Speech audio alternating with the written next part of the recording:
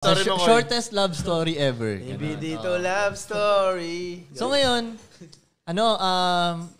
habang magkausap... Ha? Sa hotel niyo na ba to? Hindi. Nasa table pa kami, di ba? Table pa lang. Oo. Nag-uusap. Tapos sabi ko sa kanya, yo, nasa akin ang the best view dito sa Bangkok. Sabi kong ganun. Kasi gusto ko siyang dalhin sa hotel ko nga. So, nasa akin ang the best view sa Bangkok. Tapos bilang sabi niya, parang I don't feel safe na Linya mo yun. Oo, parang I don't feel safe na safe. pumunta pa parang ganun sa hotel mo, ganun. Nasabi ko, parang hinayaan ko na lang. Okay, di walang problema. Tapos mamaya, after ng ilang minutes pa na usap, sabi ko, sige, uwi ka na. Sabi ko ganun, hatid na kita sa hotel mo. Kasi mga 2 blocks away lang yung hotel niya sa akin eh. So hinatid ko siya, lakad kami. Tapos, kumapit na siya sa akin. Ganun, kumapit siyang ganun. So, lakad kami, ang bagal nung lakad namin. Tapos, malalim na kwentuhan ulit talaga hanggang kaduluduluhan hanggang makarating sa hotel niya. Mabagal na malalim na kwentuhan. Personal na talaga lahat ng pati mga trauma niya nung kabataan niya, lumabas na mga ganun-ganung shit. Pero masaya na usapan din ha. Tapos pagdating namin doon sa harap ng hostel niya, biglang yumakap siya sa akin. Tapos humalik agad siya sa akin, humalik siya. Tapos umalik siyang ganyan, tapos mamaya tinigil niya. Bilang mamaya, dito niya na ako yung nahalikan, ganyan. Tapos minsan, bilang yayakap siya ng sobrang tagal sa akin, parang gano'n. Tapos parang sabi niya, let's be realistic. Hindi naman talaga tayo magkikita na eh. Gumanon siya. Sabi niya, parang nakakalungkot naman, gumanon siya. Tapos bilang yakap ulit siya. Tapos bilang halik ulit siya. Tapos bilang sabi ko, sige na, sabi ko, umakit ka na dun. Sabi ko gano'n. Tapos biglang, naglakad siya pabalik ulit sa pinanggalingan namin. Tapos hinahawakan niya yung kamay kong ganun. Tapos bilang sabi niya, ba't mo ba ako napapabalik kung saan papunta yung hotel mo? Sabi niya ganun. Tapos hinayaan ko na lang. Hindi naglakad ulit kami pabalik. Doon sa, isipin mo ang layo na nilakad namin, babalik ulit kami na naman doon. So lakad kami. Lakad papunta doon, ang lalim na naman ng usap. Ganun. Kumbaga nagigets ko na, tangina ngayon ka lang may nakausap ng gantong lalaki na ganto kalalim. Na nakukonek talaga lahat. Ganun. Yung vibe namin, click talaga. Ganun. So pagdating sa hotel, sabi niya pa, di ako makapaniwala, napapasok talaga tayo dito. Sabi niya ganun. Akit siya dun. Pagdating dito sa kwarto ko, sabi ko, pakita ko sa yung best view ko ha. Boom! Kita niyo yung bintanang ganun, no? Sabi ko, yan ang best view. Hindi naman talaga best view. Sakto lang eh. Alam mo yun, sakto lang. Pero sabi niya, nga, best view nga to. Sabi niya gano'n, natuwa naman siya. Kasi yun, medyo isipin mo, Frank, patay yung ilaw sa hotel, ang nakikita mo lang yung city lights. Isipin mo gano'n ka-romantic para sa kanya yun. Tapos nagkukwento-kwentuhan kami dun sa bintanang ganyan, about sa city, about sa life, ganyan-ganyan. Mamaya-maya, nakukutuban ko na, parang gusto niya nang humalik sa akin, parang gano'n. Tapos, nung gumano na ako, basta biglang umalik na siya eh, ganun. Tapos mamaya, nagtanggal na siya ng pantaas niya, parang ganun. Pero ganyan lang, ginanon lang niya. Tapos mamaya nilagay ko na siya sa kama, di ba? Mamaya, pumatong na siya sa akin. Sinahalikan niya akong ganyan.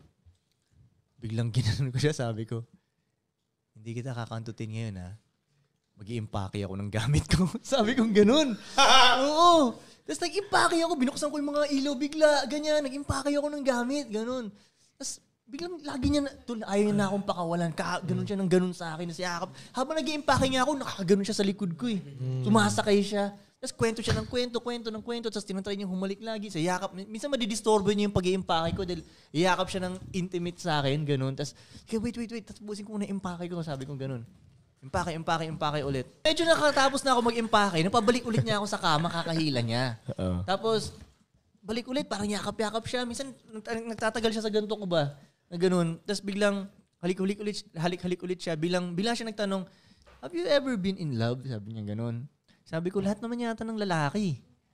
Nakaranas ng ganyan eh. Doon ako natuto na,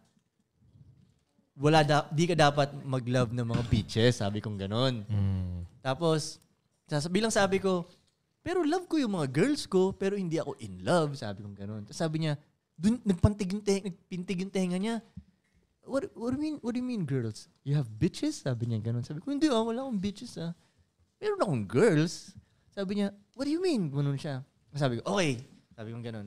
Okay, meron ako 3 girlfriend. Magkakasama kami sa isang bahay. Biglang parang nagbago yung energy sa room. Parang gumanon siya. Bilang gumanon siya sa kama, ganyan, no? Bilang sabi niya, nagbago bigla yung tingin ko sa'yo, Gumanon siya, nagbago bigla yung tingin ko sa'yo.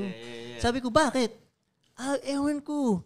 Parang hindi na safe. Gumanon siya. Sabi ko, paano hindi naging safe? Kung wala akong babae, mas hindi safe yun. Ibig sabihin, wala nagtitiwala sa akin eh. Diba? May 3 nagtitiwala sa akin. Ibig sabihin, safe ako, diba? Sabi niya, ewan ko nga eh. Doesn't make sense. Gumanon siya. So, akala ko, magagalit na siya forever. So, naging paki na ulit ako. Maya, kumapit na naman siya. Ganun. Love na naman niya ako. Ganun. Love niya ako. Tapos, mamaya magtatanong-tanong siya about sa mga babae ko. Ganyan. So, magkakwento ako about sa babae. Biglang gaganon. Can you please stop talking about your girls? Gumaganon siya. At sabi ko, ba't nagsiselos ka na? Hindi ako nagsiselos. Sabi niyang ganun. Pero parang ganun ba? Nagsiselos na siya. Tapos, tuloy-tuloy siya, tol. Tuloy-tuloy siya. Yakap. Hanggat natapos na talaga, tol, umabot na ng 5:30 siguro ng madaling araw. Hindi siya umaalis sa hotel to. Hanggat sinasabi ko na, yo, atid na kita. Pabalik. Tara na, let's go. Tapos yun, parang nalulungkot siya. Parang gusto niya pang Pero nararamdaman niyang hindi ko na talaga siya isi-sex eh. So, hinatid ko na ulit siya. Papunta. Lakad na naman kami. Yung lakad niya, ang lalim na naman ng usap. Pagdating dun sa hostel niya, yun, yumakap talaga siya ng sa akin. Parang nalulungkot siya na yun na yung huling pagkikita namin. Nai-guess mo? Na parang nandating sa kanya, tangina, ngayon lang tayo nagtagpo. Tapos bilang ganito pa yung storya natin. Tapos yun, yakap siya, maluha-luha siyang ganyan. Halik-halik siyang ganyan. Sabi ko, sige, akit ka na. Shortest love story ever to.